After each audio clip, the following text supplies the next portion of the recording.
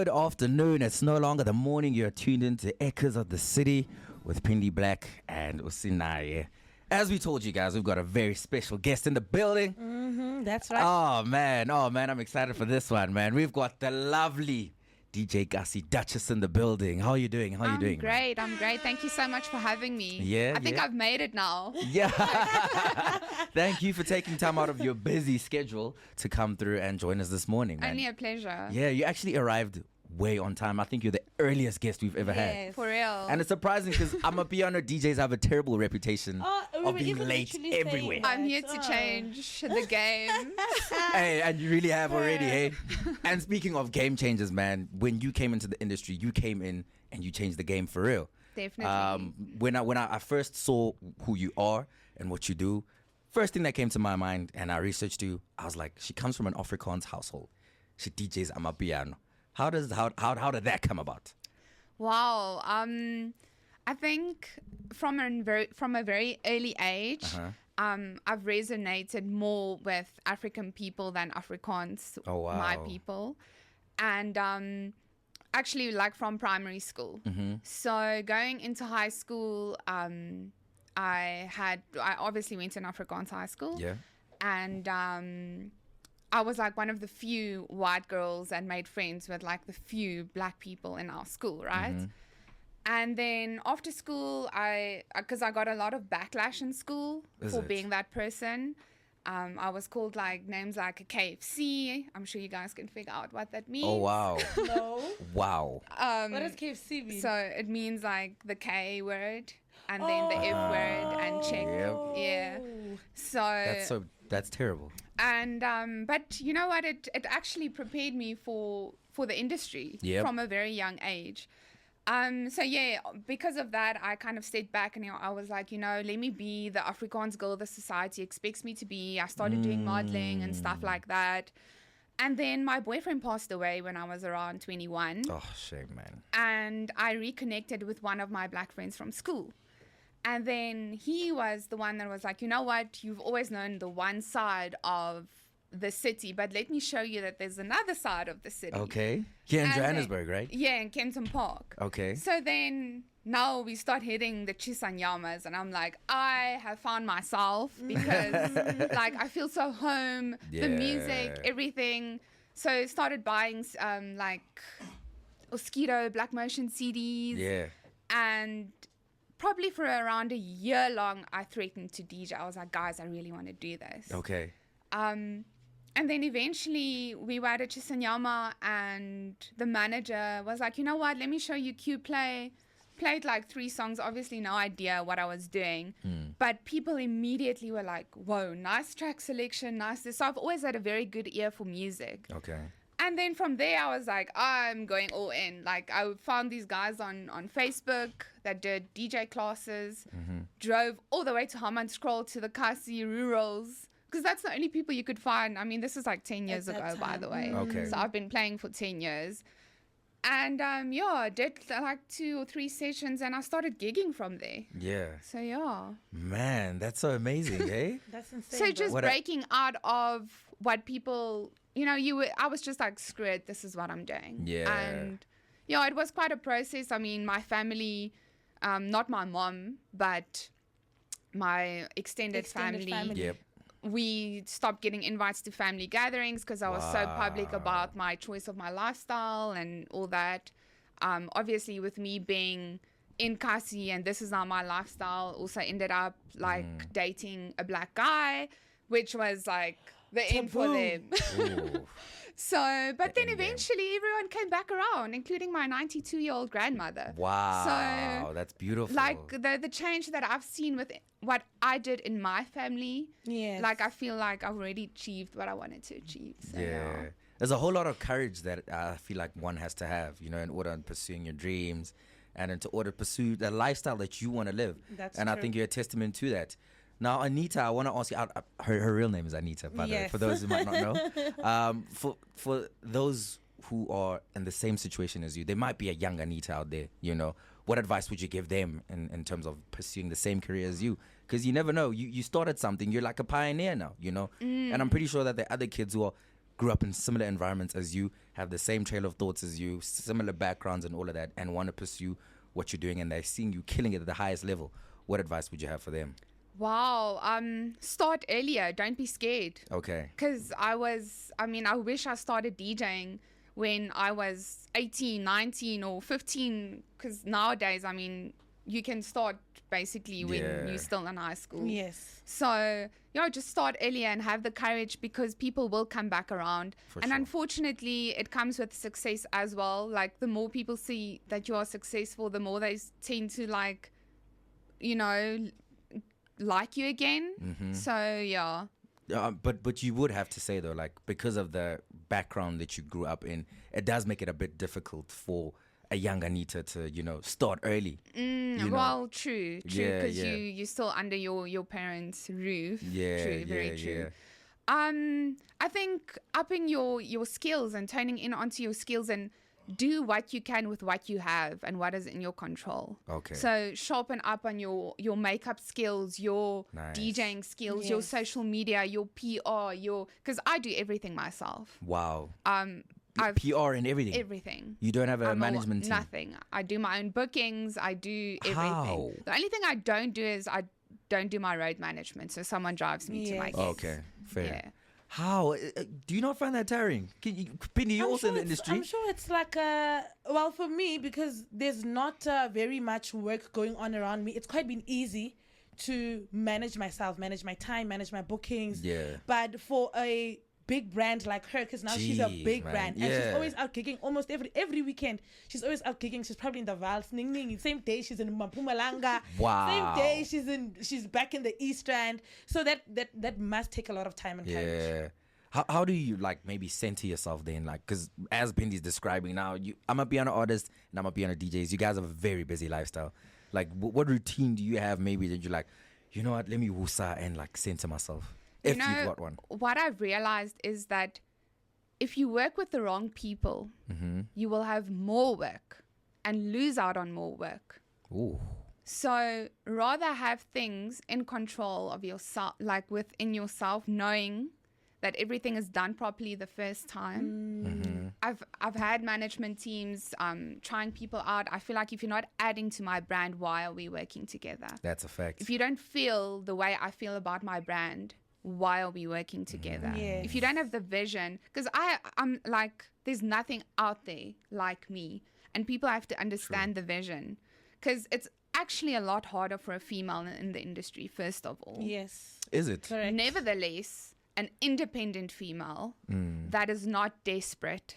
Okay. So if you're not a desperate female in the industry, things are not going to be easy, ne? It's not easy.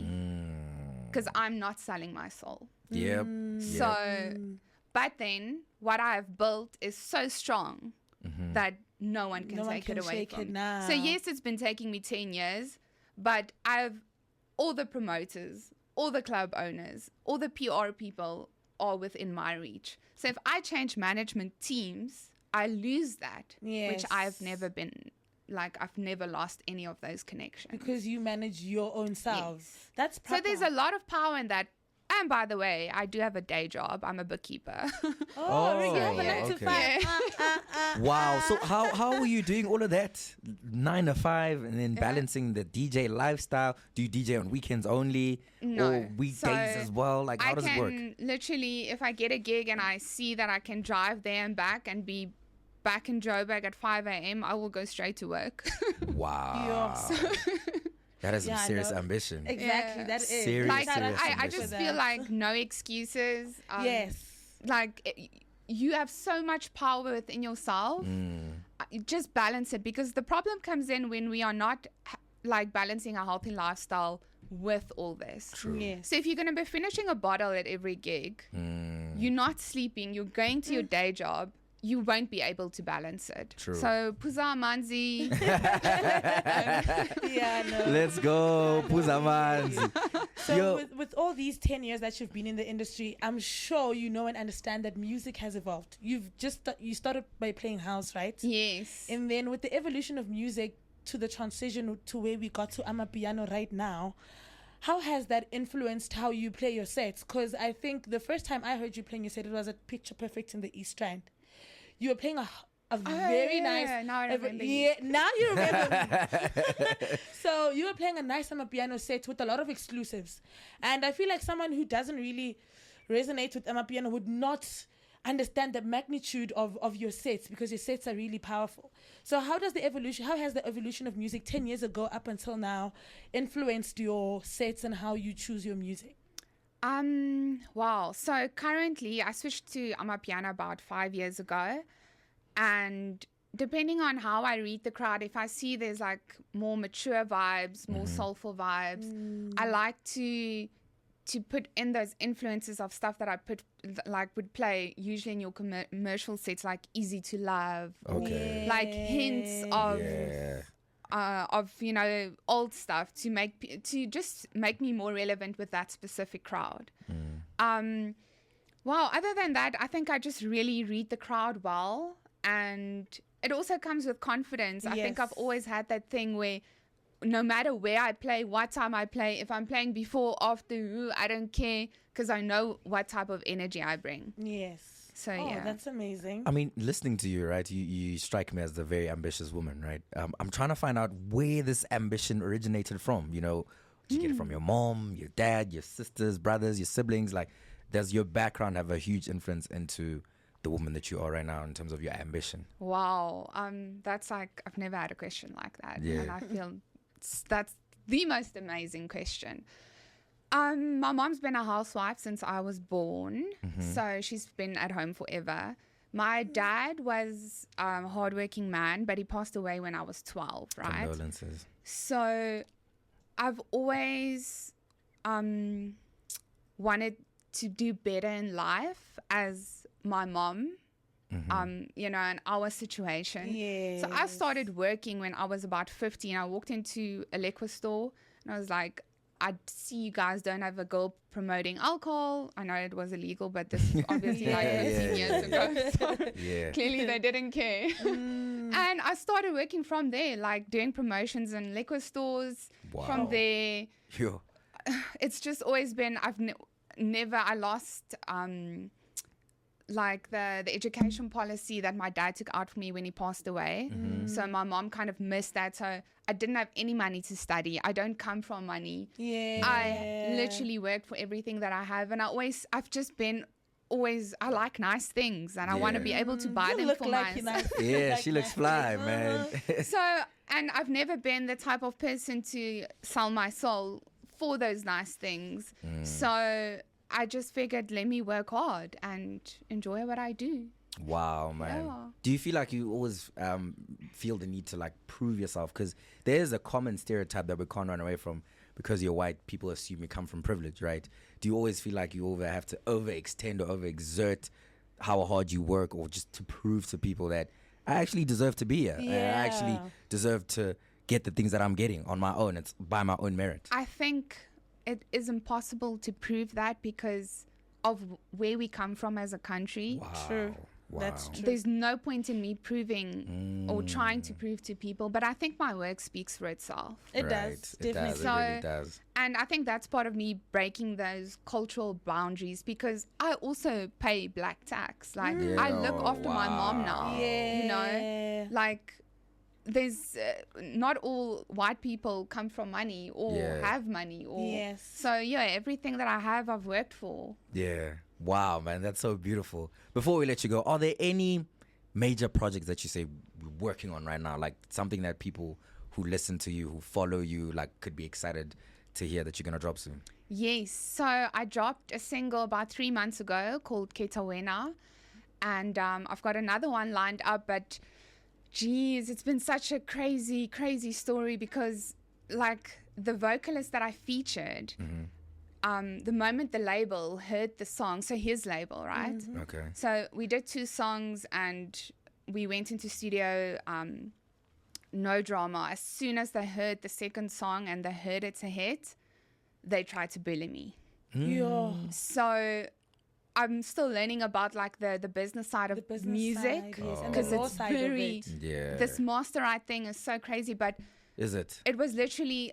They don't want any email trails. They don't want anything on paper. They call you, and they'll be like, you have to justify why you want 30%. And I'm like, excuse me, 30% of my song? Wow. Like, so I think they are obviously used to desperate people that are like, oh, it's this label, and yes, take my song, put me as a feature. And I was like, no. Yeah. Like, I made everything happen for the song. For the song. All three of us, producer, vocalist, myself, we all put in the same amount of effort. So why can't we have a fair master split? Yeah. And so I'm literally stuck on that. It's, guys, when I play the song at gigs, it's crazy. Like, it's like, yes, it's the song already dropped. It's a hit. Wow. It's a hit. So it's crazy to like work so hard on something and you can't release it. But then apart from that, I've got other tracks obviously in my bag, and I am planning on dropping in the next 2 months. Lovely, so, yes. lovely. What would you say is like the craziest thing that you've experienced within the Exactly. industry? I was even about to ask that. I'm like, since you're speaking about this now, is this like your biggest setback, or? I don't think it's a setback. I think people don't want to involve themselves with people that they can't control. And I think that's one of the reasons why I fight so hard for my place in the industry, because I don't just sign, I educate myself. Nice. I've got my stuff in order, you know, like when you do your own management as a female and stuff like that. So, yeah. Sinaye, you were asking, what's your craziest... your craziest story ever since you stepped into the industry, like an experience that you've had where you were like, this was actually so wild. I feel like it's this current one. This current one, it has to be, yeah. We all vibed in the studio. Everything was nice. We dropped the first one. Then the second one, we were still figuring out the mixing and mastering. This moment it was ready, I was like, this can't be happening. Like, how do you sit on a song like this? Your vocalist, your artist isn't benefiting anything. So how is anyone benefiting if we're not dropping the track? And they're like, literally, if we're not getting full master rights, we're not dropping. So now, do you think you not dropping the song is gonna affect how it was supposed to impact the space, especially now that we approaching festive season? Exactly. Do you feel like that's gonna? You know, it feels like I'm sitting with a lotto ticket and I can't go and cash it in. That's how I feel right now. That would frustrate me so much. But you know what? My mom was also, because I told my mom this morning, it looks like we're not dropping. And she knows how I was willing to like sell my car to fund this thing, or just, you know, just try and get something. But she's like, you know what? There's going to be more. Jump onto the next one. Yeah. And I was like, that's what I'm going to do, because unfortunately I've done everything in my control. So now you're not going to drop the song? It doesn't look like it. Damn, man. Like, yo, that's crazy. That's so frustrating. Does this thing, like an experience like this, does it maybe reaffirm to you that you don't want to be under any record label or record deal? Yeah, definitely, because I can see, imagine the artist doesn't even have any control over this whole thing.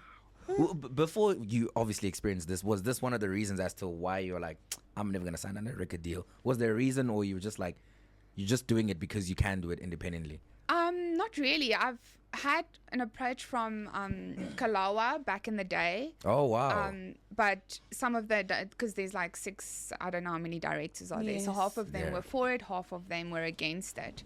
So I ended up never signing. I was signed under Theo from Afiki Zolo's label for about a year, but then I ended things because nothing happened. Okay. Oh. Then I was signed under it wasn't really a label, it was more management team. Okay. And then I also ended things last year, May-ish. So I think I've had those experiences where I almost did, but I feel like I do things with such pure intentions and a good heart. And I feel like the universe will always look after me. And I think this is the way the universe has looked after me. That's so true. So you're not saying you would be opposed to like signing? Not at all. You're not one of those artists?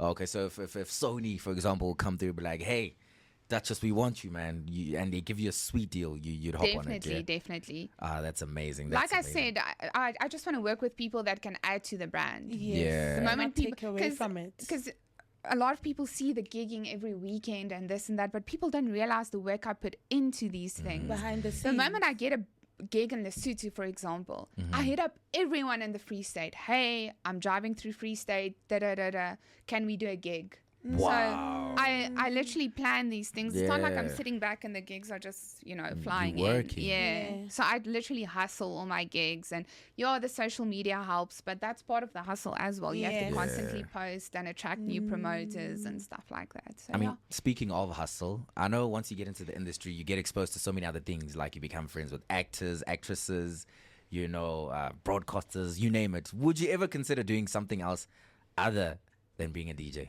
definitely. I mean, I did say that I was a model before I started DJing, Okay. which also really helped me with Your being more confidence. confident on the decks.